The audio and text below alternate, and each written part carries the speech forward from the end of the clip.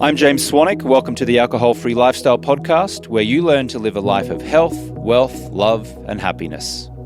Hi, everyone, and welcome to this episode of the Alcohol-Free Lifestyle Podcast. My name is Victoria English. I'm the head coach here at Alcohol-Free Lifestyle, working in tandem with James Swanwick, Sarah Connolly, and a whole amazing team of people who help bring this all together.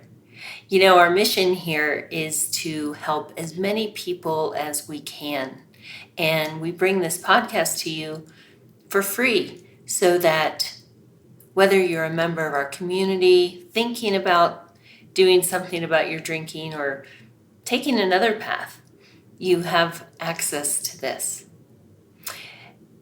Today we're going to talk about something that we all have in common, something that I think we all want more of at times. And when we're stuck in the cycle of drinking, it can lead to some damaging behavior. That is the desire for control. Does that sound like you? Do you desire to control things? Do you desire to control outcomes, narratives, situations, other people, people's responses, reactions, people's views on the world? You're not alone. Here's the thing, is that when that goes unchecked and we are in the cycle of drinking, it can cause some real problems in our lives. So today we're going to go through a little exercise about control. If you're not driving and you're in a place where you have a pen and paper, I invite you to draw a little picture. It's 3 circles. There's going to be a smaller one on the inside, then draw a medium one, and finally a large one. And in those circles, in the middle circle, you'll put most control. In the middle circle, the second circle, you'll put some control. And in the third one, you're going to write words that may feel uncomfortable. No control.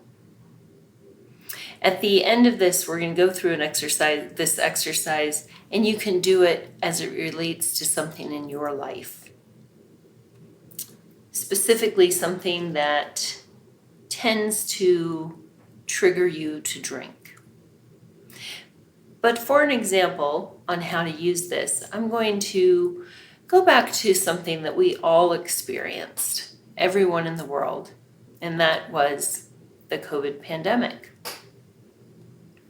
When we look back at that period of time, that very challenging time, unprecedented time, as they always would call it, we can look back in hindsight and realize that although we didn't mean to do it, we wasted a lot of time and energy trying to control things that were out of our control.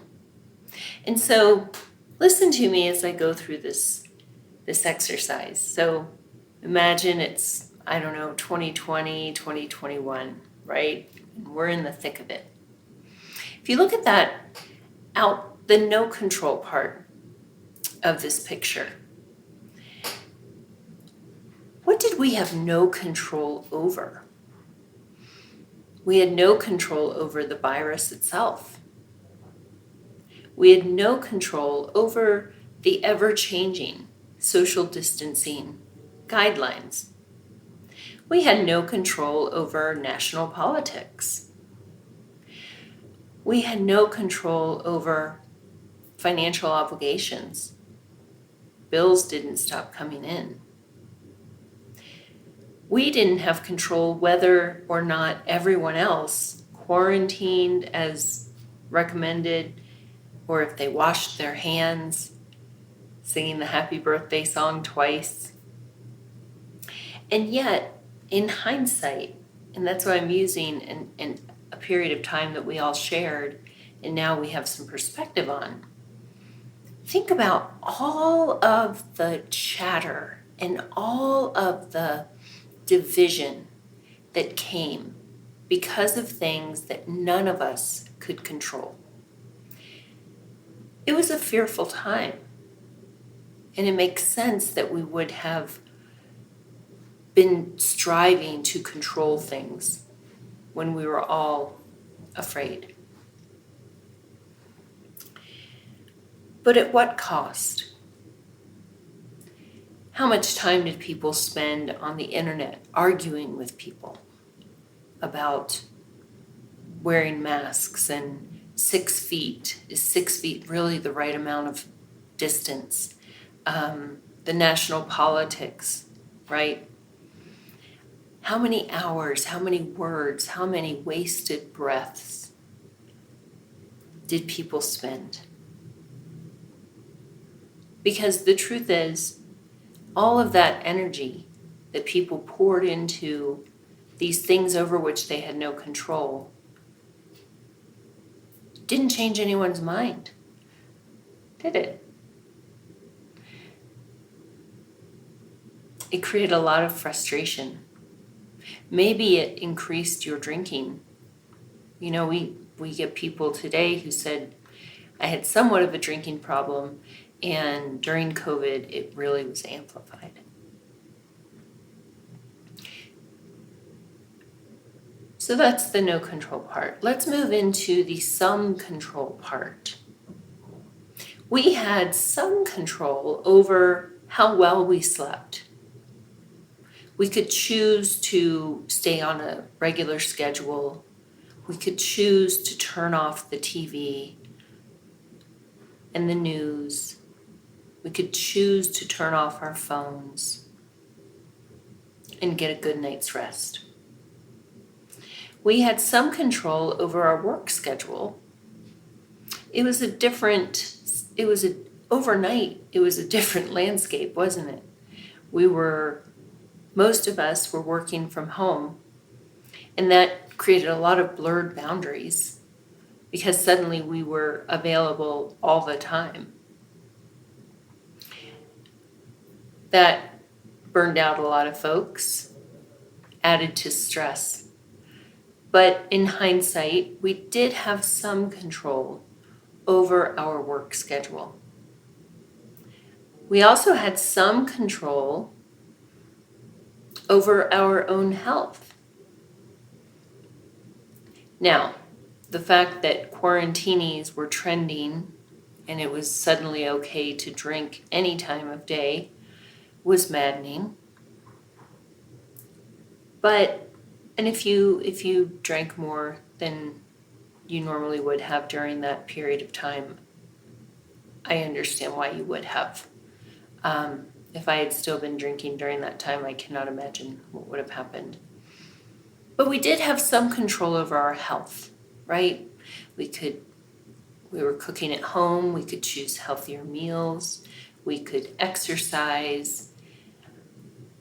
We also had some control over connection, staying connected to people, even if we couldn't get together in real life. Having a Zoom chat, talking on the phone, connection. We had some control over it. Now let's move into the most control circle.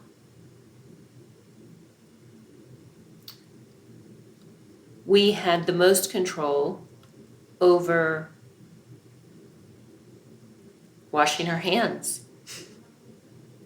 We had control over getting involved in a local organization that might help those in need.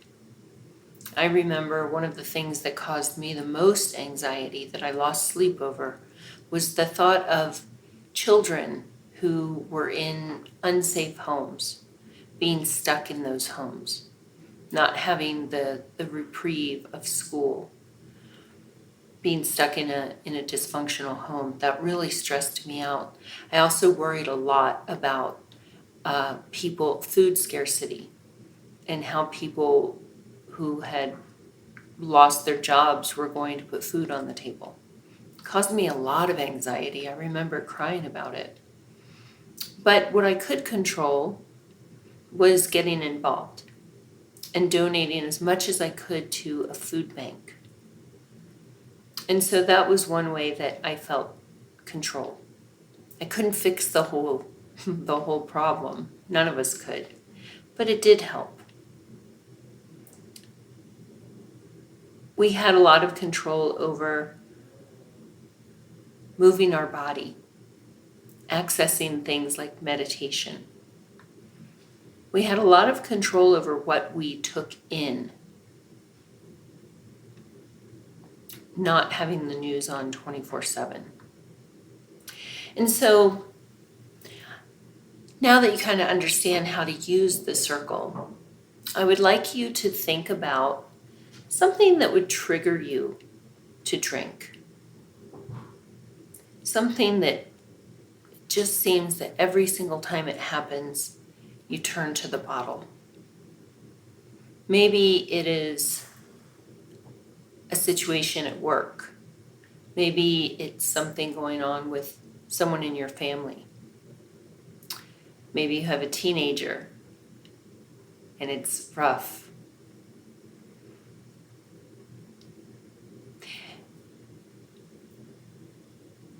Often, the things that trigger us to drink are interpersonal. And it seems like we go from the situation to, wow, I'm on my third drink already.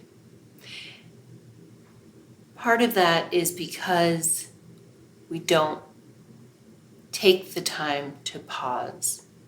If you've listened to my podcast and Sarah's often, you understand that when we are in the cycle of drinking, we are more reactive. Our amygdala, the fight or flight part of our brain, is in overdrive. And the prefrontal cortex, the decision-making part of our brain, isn't running on all cylinders. And so it makes sense that you have certain situations that trigger you, and the next thing you know, you are into the bottle. I get it. But what if the next time this happens, whatever situation you're thinking of, what if you paused just long enough to use this exercise? Because some situations in our lives, no matter how much we wish they would, they don't change. If you have a teenager, it will eventually get better. Now I'm raising my fourth. I wish I'd had these tools back when I had my other teenagers, because I drank a lot over situations with them. Or maybe there's a coworker and you just can't see eye to eye and things tend to go south. And next thing you know, you're racing home to get that drink. It all makes sense. But what if we tried this out? And so I'll go back to my woulda, coulda, shoulda, right? I was raising 3 teenagers at once. And one of my daughters, let's just say she was not a very committed student at the time. She's actually very successful now. And so I would go on to the internet to check grades, to check assignments being turned in. And often my amygdala would be triggered and I would go into fight or flight. And so it would go like this. I would see these assignments that hadn't been turned in. I would see a poor test grade. And I would call her name. And she would come in. And so it would go. Oh, the teacher hasn't posted that grade yet. Oh, well, I didn't really understand the material. And then I would say things like, well, I offered to help you study, or why were you hanging out with friends that week, instead of breaking up your studying into small bits so that you could retain it, and an argument would ensue. And I would usually head to the kitchen and open a bottle of wine. It was autopilot. What if I had used that circle? What if I had realized my part in this situation, the things that I can control, and focused on that? And what if I stopped trying to fully control things over which I had some control? And what if I gasp? What if I saved my breath and energy on certain parts of it over which I had zero control?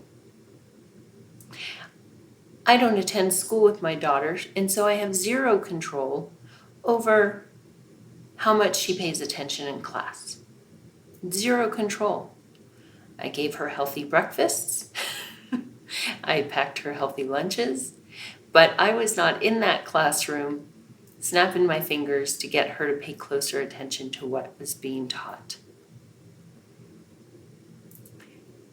But I wanted to control outcomes so badly. So I really didn't have control over what she did in the classroom. But it drove me crazy. I did have some control, and this is kind of the interesting part. Had I had a better prefrontal cortex, I did have some control over certain things. I had some control over how much she had her phone and how much access she had to social media, how distracting the home environment was. Because I was the parent, and I could have said during study hours, your phone will remain in the kitchen or in another room where you are not studying. In fact, bringing up the kitchen, I could have invited her into the kitchen and supported her to the best of my ability. And maybe that would have helped her. Can't guarantee it, but it would have been worth a shot. Now let's get to the circle of the most control. What do I have the most control over? I have the most control over my response. My response. Unfortunately, because I was caught up in the cycle of drinking, I was a lot more reactive back then. And I wish I could do those times over, but I didn't know what I didn't know, and I didn't have these types of tools, that is for sure. I'm a Gen X kid, like a lot of you. We basically raised ourselves. So I didn't know what I was doing. I was just trying. But what if my response had been different? What if instead of reacting, I had in the moment, not later, after we'd both calmed down, because we did have those conversations about how I could further support her or her teachers or tutors or whatever she needed. But in that moment, what if I had chosen a healthier response instead of a reaction that started the cascade of events that left us both frustrated and at the end of the night left me pretty buzzed again? And so why is this important? Because life is going to continue to be lifey. The difference is how you can choose to respond to life. If you are caught up in the cycle of drinking, this exercise may be helpful. Truly, I invite you to make copies of it. Keep it around because you can use it in your relationships and work, lots of different things. But recognize that as long as you're in the cycle of drinking, the space between automatic response, reaction, and an intentional response is deficient. You are also going to feel more need to control more things when you are in the cycle of drinking. Part of it is to prove that you can, that drinking doesn't have a grip on you and you can do it all. Part of it is to control the narrative of others. Part of it is to continue to perpetuate the mask that you wear because you're hiding from the truth that you have a drinking problem. And so if you can control as many other things around you, maybe people won't notice. Ask me how I know this, right? If it sounds like I'm poking around in your head right now, it's because that's what my life was like when I was drinking. Even if I had access to certain tools back then, I would have been less likely to use them because of the way my brain had been hijacked due to alcohol. And so I'd love to hear from you. Look at that circle and do that exercise around something that triggers you to drink. See if it helps clarify some things. See if it enlightens you to start getting to become curious about, what would this look like if I wasn't stuck in the cycle of drinking? What might be better? As I said, we put a lot of things out for you guys because we want to support you. But I do invite you to book a call with us. It's amazing how much more controllable life becomes when we aren't drinking. It's even more incredible how we can choose a response to the uncontrollable things in life. I hope this is helpful, and I hope you'll chat with one of our team members real soon. Let's see how things go. Until next time, take really good care. Thanks for listening, and have an awesome day. Thank you so much for listening. For more content like this, you can check out our YouTube channel at alcoholfreelifestyle.com/YouTube. You can follow me and send me a direct message on Instagram and TikTok at James Swanwick. And you can see the results of our scientific study at alcoholfreelifestyle.com/study. If you'd like to apply to become a Stop Drinking client, you can visit alcoholfreelifestyle.com/project90. I wrote a book called The 30-Day No Alcohol Challenge, which you can find on Amazon. And you can always email me directly at james@alcoholfreelifestyle.com. If you're a regular listener of the show, would you please do me a big favor and give the show a rating and a review? It helps us get more listeners, and you'll be potentially helping someone else out there who's struggling with alcohol to find us, to listen to us and get support. Thanks so much for listening. We'll catch you on the next one.